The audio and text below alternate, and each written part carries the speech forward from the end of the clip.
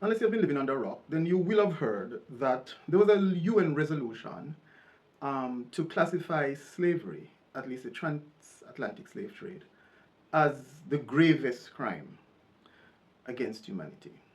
The resolution was passed, but I believe the United States of America, Argentina, and Israel voted against it, and several countries abstained, meaning they did not participate in the vote.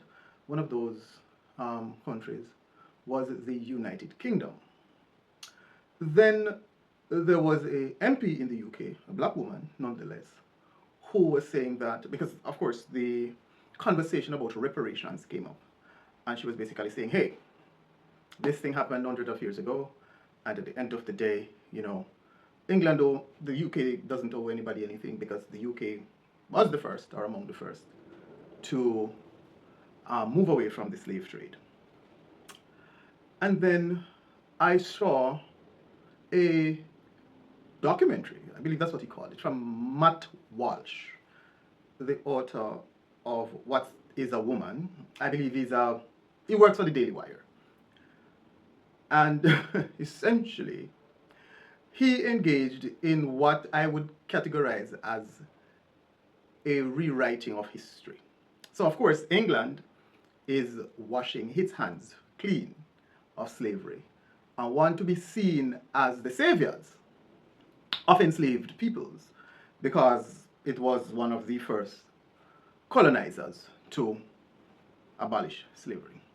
And so in America, that conversation is also taking place, where they're trying to now suggest that slavery was started by black people and that the forefathers of the United States of America fought and died to abolish slavery in the United States. This is Matt Walsh's documentary, and he was a bit I'm not sure of the right adjective to use. I have it in my head, but it's escaping me now. But let's just say he was a bit frustrated, for want of a better word, with the fact that I guess you're trying to teach critical race theory, and there is this kind of, in his view, imaginary guilt that is being foisted upon young white men for the legacy of slavery, which is a part of the identity of the United States of America. And of course, I will make a response. The documentary is about an hour and a half long, so that's going to take a lot of research. I'll have to dissect the arguments, do the research. But it brought me back to a question that I had when I underwent my awakening. I don't know if it's a question, but it's like let me just get it out just so you can understand where I'm coming from. So first of all, what is the true black history? Because here in Jamaica, our history begins in the 1400s when Christopher Columbus discovered Jamaica. That's literally our history.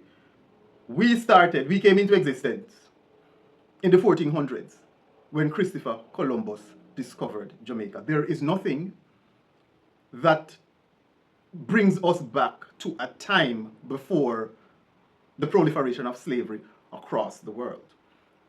What were black people doing? How were they living? What was their culture like? Like, where is that history? Our history in the Caribbean begins at slavery. There is nothing pre-slavery. The prehistory was either not known or has been obfuscated deliberately by the powers that be. And when I look at, it's very difficult to research black history because when you look at I have no description for the evil that white people perpetrated against enslaved people. There's no description for it. You go through every negative emotion that you can think of. And, when you come back to yourself, it's like, how are we just so mild? I mean, like, we ain't trying to kill these fuckers. Because that would be a justified response. But my question was, who are these people who call themselves white people? And I'd like a white person to ask, because this brand of evil that you guys practice is just I have, yeah, you have violence in among black people, and you have this black and black crime, but it's just, you can look at the economic conditions of these people who are criminals or whatever, and you can see why they do what they do. This is not their nature. This is just people becoming a product of their environment. But the brand of evil, and we see a glimpse of it in the Epstein files, that you guys practice, it's not human. And maybe that is just me not having the capacity to understand just how evil people can be. Maybe that's me. Not I just, you broke my logic circuits. I can't wrap my head around it. I cannot reconcile it within myself. And I'm asking the question: are these people like human beings like us, or are we not human beings like that? Like there is something that is wrong. There's something that is wrong.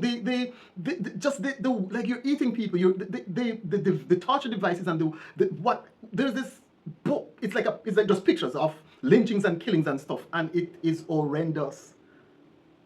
And I'm like, how are these people?